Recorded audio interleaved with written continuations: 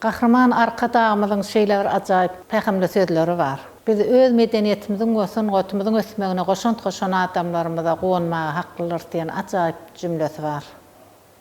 Şeyle şahsiyetlerimiz birem yegana tagarrif. Özünün manili ömründe ilmi derecelik bilen bir hatarda cemiyetçilik işlerini alıp baranlığını, talipleri, aspirantları yetiştirenliğini, şonun bilen birlikte de çeper derecelik bilen hem meşgullananlığını belli geçmeli. Adam käsinin ýokary derejetine yeten hakiki dost ve halife hükmünü ýatlaýar. Hemişe. Tezel etrabının Aktepe owasyna 1934-nji ýylda eneden dowly. Çağalyk döwür urşyllaryna gapdy. Ene atasy dünýeden gaýdandan soň ýaş çaga wagty ýegen agany daýlary terbiýelemän alýar. We ene atasy oňa anna wurt adyny dakanna bolsa daýlary ýegen diýip bütün halkyňa ýegen diýip atlandyrmak bilen ýegen ady ýörgünlik bolup galýar. Bizim onu ýegen ady bilen tanýar.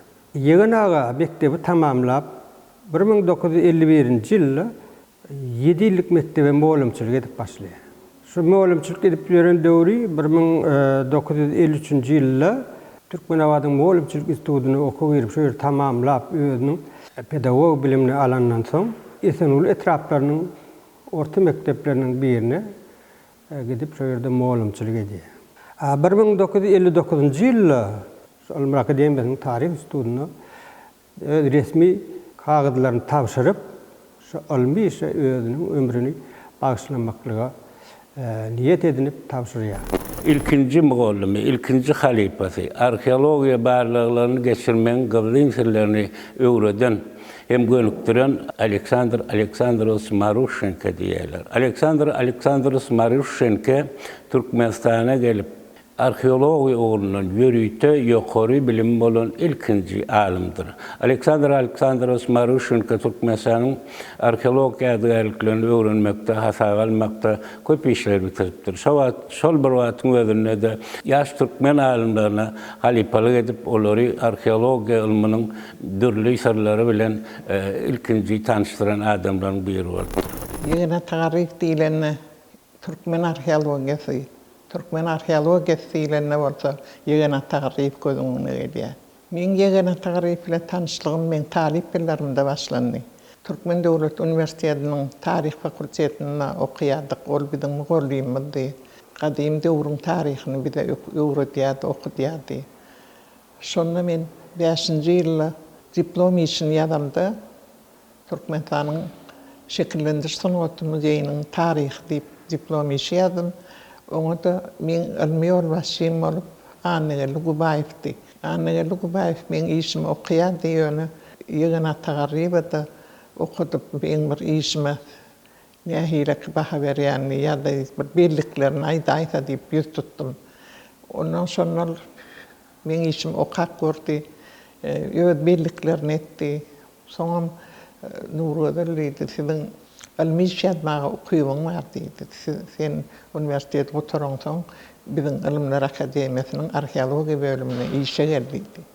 Ene şeýdi men ilkinji adym arkeologiýa şo ýegene tagarrypyň özüniň maslahaty bilen 1970-nji ýylda üniversitede oturup Türkmenistanyň Ilimler Akademiýasynyň Taryh institutynyň Şahazabat ýerpadyny akydy o wagtlar Taryh institutynyň arkeologiýa bölümine işe geldim. Biziň ilkinji ekspedisiýamyz 70-nji ýylda institutda Murad we Ejewul geldi. Şol ikimizden 70-nji ýylda ilkinji ekspedisiýamyzam Şäherislamda ýegene tagarrypyň ýolbaşçylygyna ekspedisiýada boldy. Şu daýda birazjyk bir ýolu nimetdi kösendik ýöne giýjäň içinde biz nemeşe Şäherislamiň golaýyna biz bardyk ýöne ýaňky ertesi gün bolsa Şäherislamiň öňüne dadyny biz bardyk.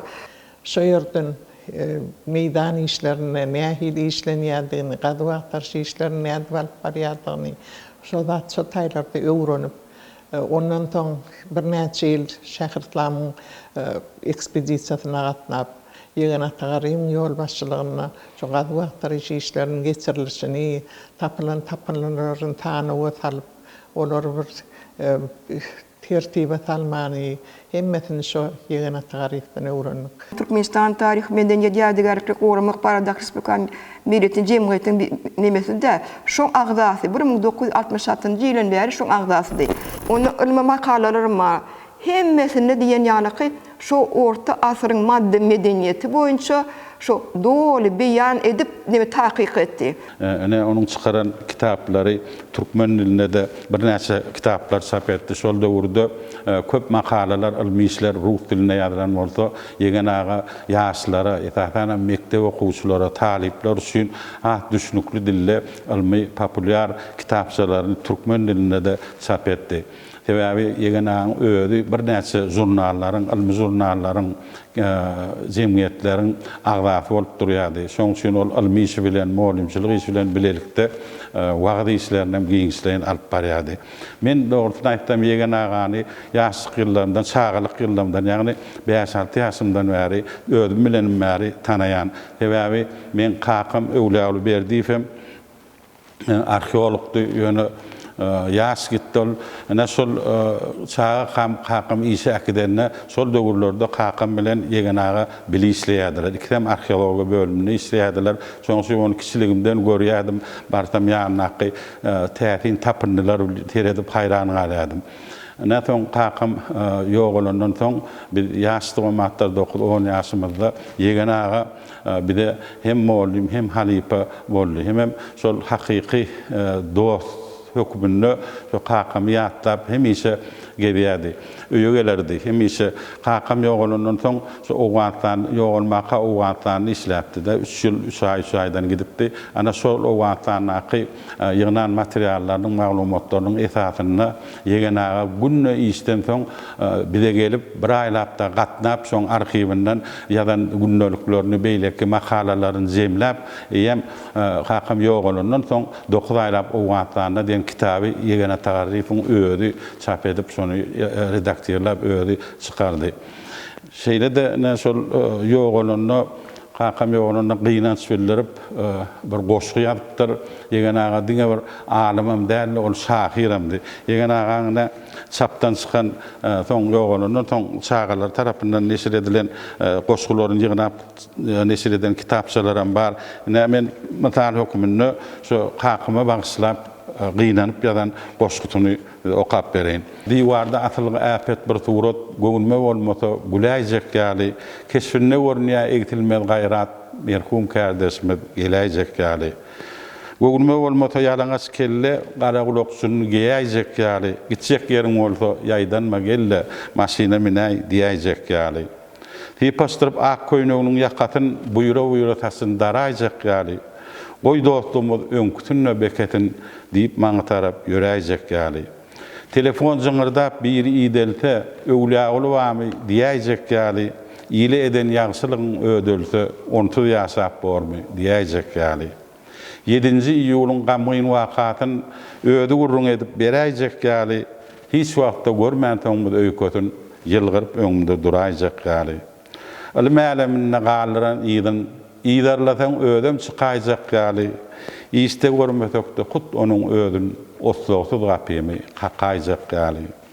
Uludan dem alyp köçä çykamda men seni hamana göräjek ýaly. İşe tarap gatnan ýoluna wakamda ýylgyryp öňümde duraýjak ýaly. Çykan kitabymy sogat getirdim diýip iş ýerime geläjek ýaly. Öwlä bar baş uzunda oturdum. Asgaryp ýerinden turaýjak ýaly. Gogun küýsede de ölen gelmeýär. Atababalar dünýäni terkeýläp aýdysy ýaly. Öleniň ýerinde ölüp bolmaýar. Atababalarymyň aýdysy ýaly. Ne şu goşgyny tolgunman okap bolanok şeýle ýokary derejede şahirana ýazylan goşgy. Ýegenaga bilen ilkinji görüşme Magdum Guladanäki Türkmen Döwlet Uniwersitetiniň tarih bölümini okuýardym. Şonda ýegenaga bizi soňky ýyllarymyzda Türkmenistan taryhyna okutup başladı. Anna şonna bir muallimi ilkincige de gördük biz. Doğrudan biz elbette onun alım yoluna alıp baran işler bilen öňden tanışdyk bolen, ýöne onun bilen yüzbe-yüz bolmak edil şo ýyllarda meýetler etdi. Ýegen aga diýten tapaya adamdy. Ol özüniň daşky keşfi boýunça da, içki dünýäsi boýunça da gaty tapaya adamdy. Ol hemişe päkide giynerdi. Ýegene tagarryfyň bir dörejeligi bitiren hyzmatlary hakynda arhyw maglumatlary öwrendirkäm şonu maşgala ojagy bilen hem tanışdym. Ol da ordanam uly maşgalanyň eken 6 perdentinden 16 sany agtygy 25 sany çoğulugy bar eken tugulama. Men Awayatarlyf Türkmenistanyň Ilymlar Akademiýasynyň Taryh we Arheologiýa institutynyň ondan mişär bolup işte. Kakam arada gurrungersem kakam bilen köp ýyllar men bile çölde boldum. Gada atar işleri geçirdim köp. Onun kärem kakam geldi. Hatta ketbi oğlu halan diýerler. Mektebe toran ýylym kär saýlajak bolamdy. Kakam bilen maslahatlaşamynda. Kakam şey diýdi. Gyzym iň arasda kär muallimdir diýdi. Ýa çağalara bilim berip öwretseň ol iň arasda halal kär diýip aýdypdy. Şoňa görä menem Türkmen Döwlet Üniversitetining matematika fakultetine girdim. Matematika tapagyndan gowy berýärdim. 3 tane aýallygyn biz üçüýümizden hem kärimiz muallim.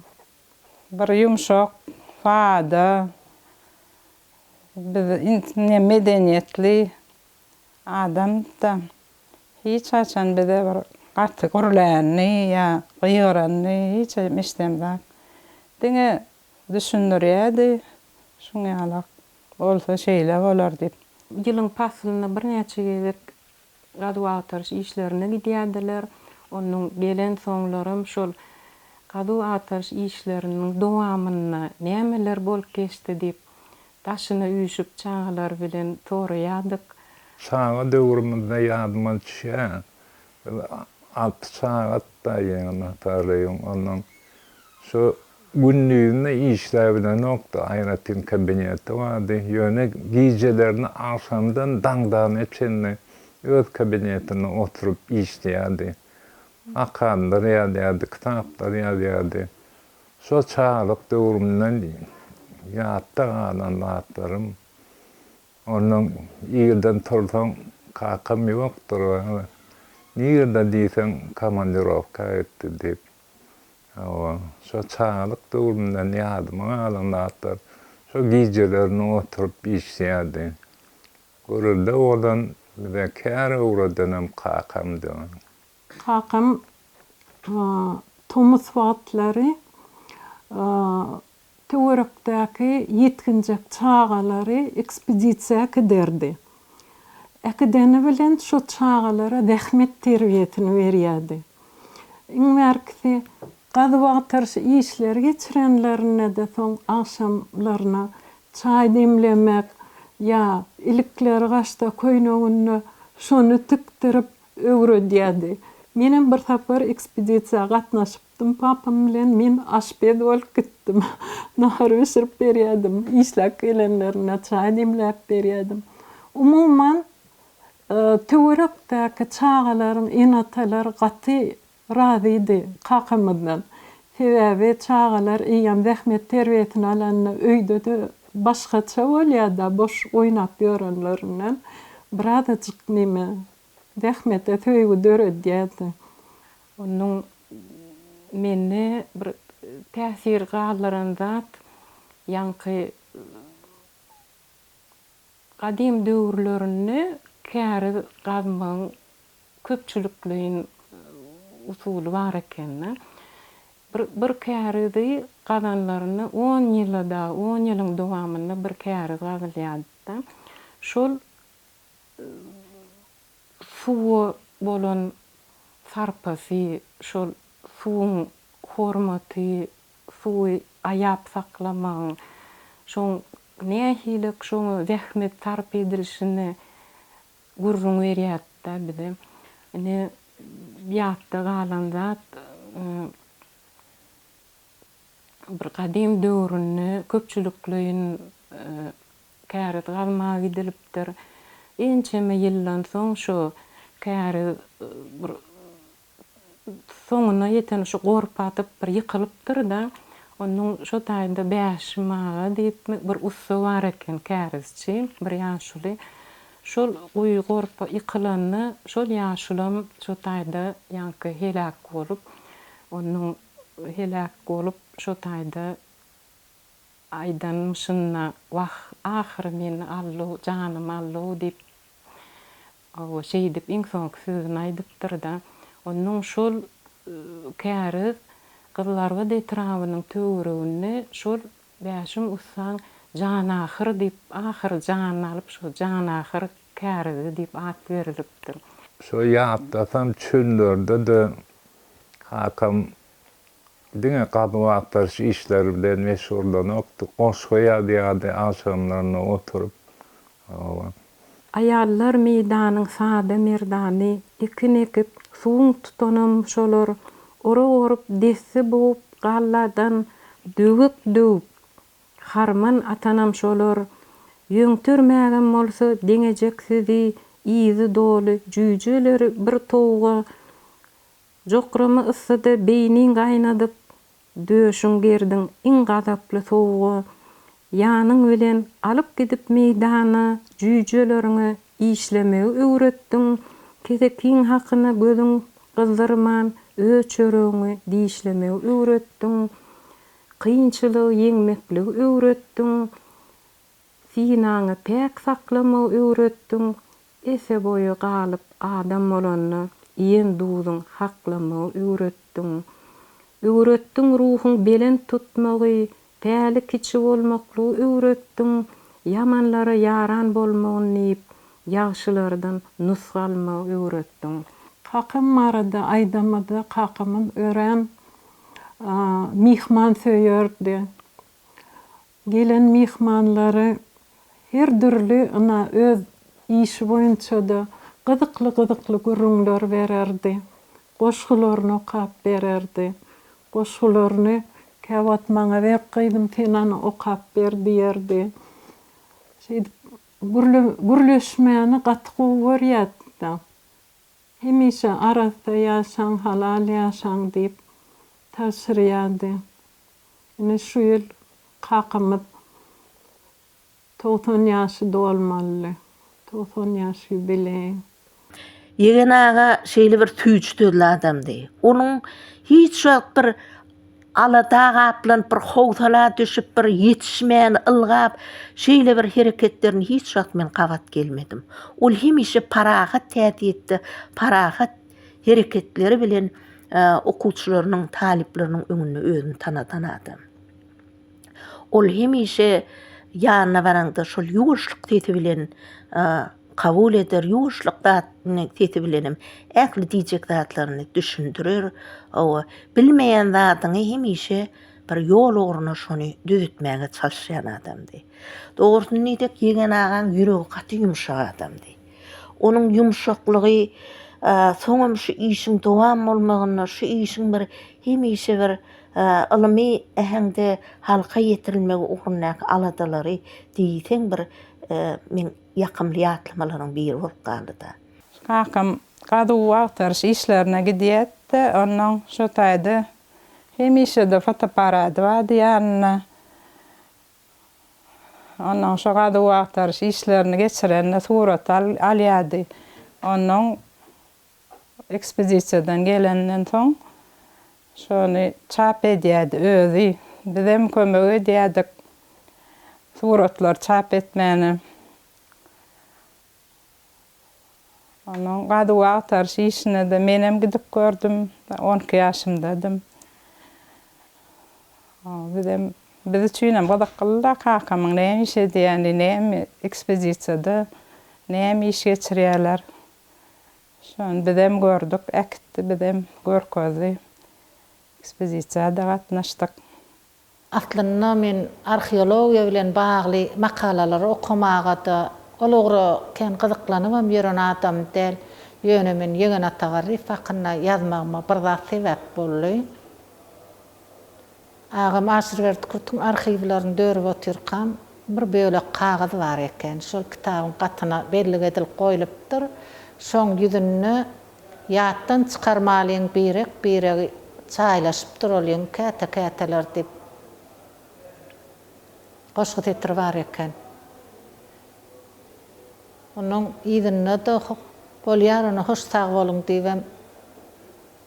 Şo ýegene tagarryfden ýazga gabat gellimde. Ben ýegenaga goşgam ýazýadym ka diýip pikir etdim. Men onu arheolog kökmünde tanamdan goşgy ýazýanlygyny bilemakdym dogrusu. Ýegenaga ilmi işler barada näse aýtdan aýdyp oturmaly, öňkü alimlaram aýdandylar. Sebäbi ýegenaga Türkmenistanyň ortatyr arheologiýasyna düýpli ýygaldyran alimlaryň biri. Onu daşary ýurtly alimlaram belläp geçýärler, hatda ýegenagany Türkmen alimlarynyň arheologlarynyň kerwanmasy diýip atlandyrýarlar. Oňa sebäbi şol döwürlerde 60-njy ýyllarda entek Türkmen arheologlary kän ýetişmänli ýegenaga şolaryň içinde ilkinjilerin hataryna arheologiýa beýik Rus beýleki alimlardan tapa galyp arheologiýa ilminiň düýün tutujylarynyň Türkmen alimlarynyň içinde kerwanmasylarynyň biri boldy. Ýegenagalar öýünden ogullary, gyýlary bar. Töweleme hemmeti ýetişdiler. Her bir durly kärden eýerde bolup otýar. Ine Kakawa oğlu moğulumçuluk etdi, gyýlaram şonu ýaly agawa ine biz bilen bile işleýär, dostlaşyp edil şo biziň öňküler ýaly arheologiya institutyna bile işläp ýördi biregine. Şoň üçin şu ýaşlygymyzdan, kişiligimizden bilen maşgalaty bilen öz maşgalamyz ýar bolup gitdi. Hormatly arkadaşlarym 2016-njy ýyly tarihte ýygallaran adamlara watana bolan söýgüsi üçin medalyny berdi kakamjana. Bizem begenlik kakam ýatlanlar üçin. Ýegene tagarryfyň bize ilmi atamyz bolup bize ejewratayna da maňa da şu uly ilma ýol görkezden bize ilkinji ädmedät meni uradan adam diýip biz hatay ve diyasi özüm şol fiilagymyz, hormatymyz oňa gatty uly. Ýegene tagarryfyň ýygynaky çağalaryna ömür uzak bolsun. Jaý jennetden ruhy şat bolsun. Bizem şol akademik ýegen atagyryň okuwçylarymyzda şolaryň haly pökmünde görýändigimizde biz bu ýat şeýle adamyň bilen tanışandygymyzda şeýle alim bilen bir döwürde ýaşanmamyzda da biz bu ýat